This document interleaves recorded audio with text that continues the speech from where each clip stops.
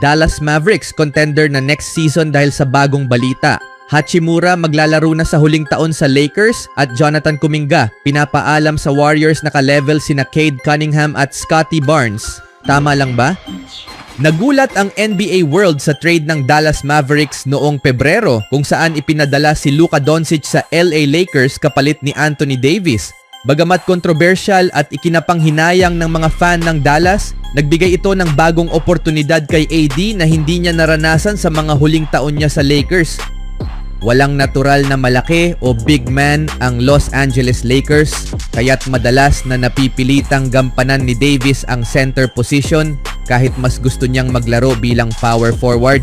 Ngayon na nasa Mavericks na siya, nakatakda sanang bumalik siya sa kanyang natural na posisyon, ngunit bigla itong nabalot ng agam-agam nang magtamo ng injury sa paa si Dereck Lively, isang injury na nangangailangan ng operasyon.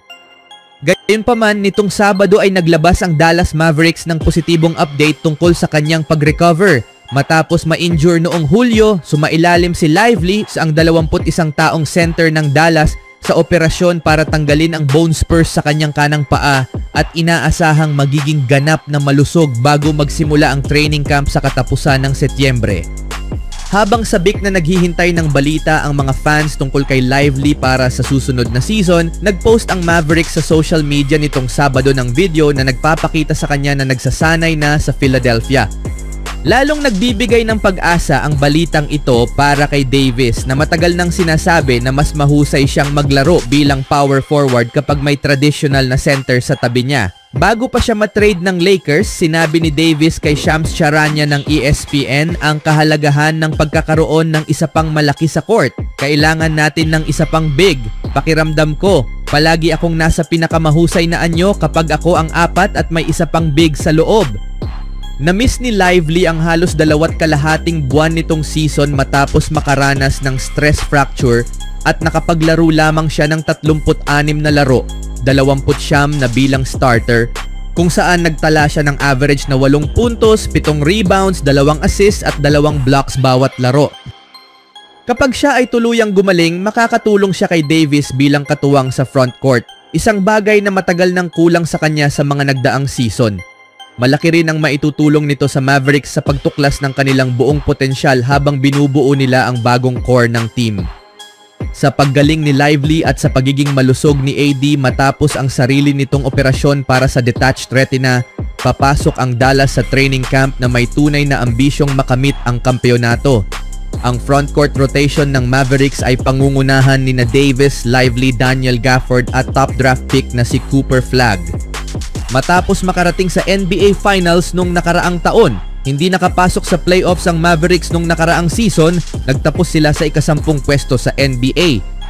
Ngunit sa kanilang mas pinalakas na lineup, itinuturing silang isa sa mga pangunahing contenders sa Western Conference para sa susunod na season at tiyak na hahabol sila para sa malalim na playoff run sa pagkakataong ito. Sa sumunod na balita naman, si Rui Hachimura ay naging mahalagang bahagi ng proseso ng Lakers sa nakalipas na 2.5 season simula nang dumating siya sa Southern California, 2 taon na ang nakalilipas. Kung makakapagpakita siya muli ng matatag na performance sa darating na season, may matibay na argumento na nararapat siyang bigyan ng panibagong multi-year na kontrata upang manatili sa Lakers. Hindi ko maaaring angkinin ang kredito sa pagbubukas ng paksang ito dahil unang binanggit ito ni Dan Woike ng The Athletic sa isang kamakailang artikulo. Ngunit layunin kong ipahayag din ang parehong pananaw at bigyang diin kung gaano kahalaga ang bagong season para sa kanya. Tulad ng binanggit ni Woike, si Hachimura ay isa sa pinakamalaking tagumpay ng front office ng Lakers sa mga nagdaang taon. Siya ay naging maaasahan mula sa 3-point line at ang kanyang depensa ay isa sa mga pinaka-nakakagulat na aspeto ng kanyang laro. Ang mga agam-agam ng ilang fans sa muling pagkuha sa kanya ay may kinalaman sa posibleng epekto nito sa salary cap ng team. Ngunit sang-ayon ako sa mungkahi ni Woike na kung makakapagpakita pa siya ng isang matibay na season, sulit siyang bigyan ng panibagong kontrata kahit pa ito'y makabawas sa salary flexibility ng team sa mga susunod na taon.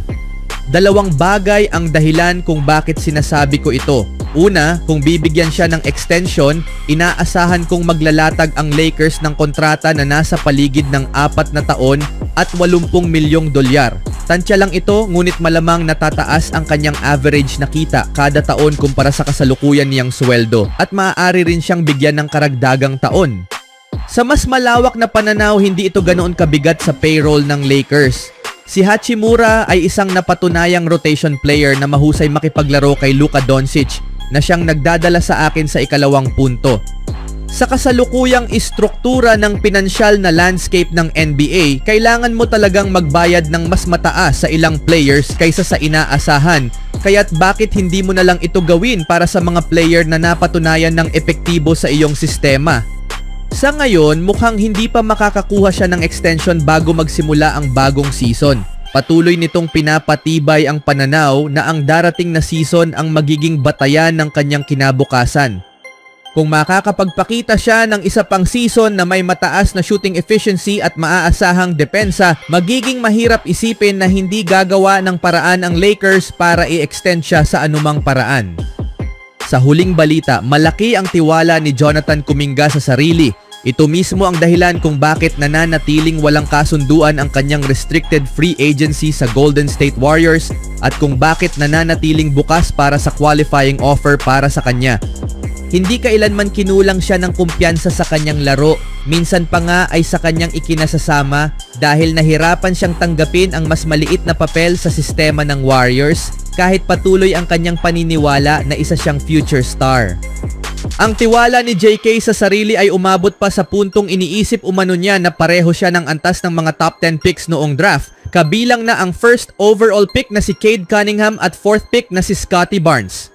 Iniisip daw niya na nasa level siya ni Cade Cunningham at Scottie Barnes kaya dapat kontrata rin niya ay katulad sa kanila ayon sa isang source ng liga na nakausap ni Ron Kroichick para sa The San Francisco Chronicle noong linggo.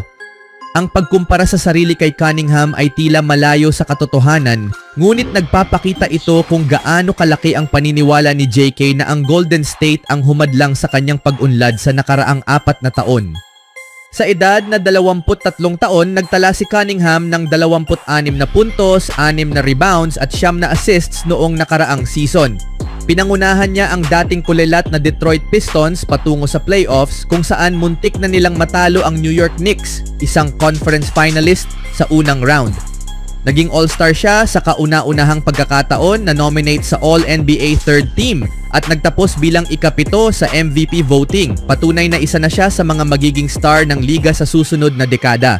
Kahit pa nakikita ni Kuminga ang sarili bilang scorer sa parehong antas, wala pang ebidensya na kaya rin niyang mag-create para sa teammates o pamunuan ang isang organisasyon gaya ng ginagawa ni Cunningham. Siya at si Barnes ay nakatanggap ng $200 milyong habang si Kuminga ay ini-offer ng mas maliit na kontrata. Naiintindihan ang pagkadismaya niya pero kailangan niyang ibaba ang inaasahan kung gusto pa rin ng magandang deal. Even when you feel low, you can still go.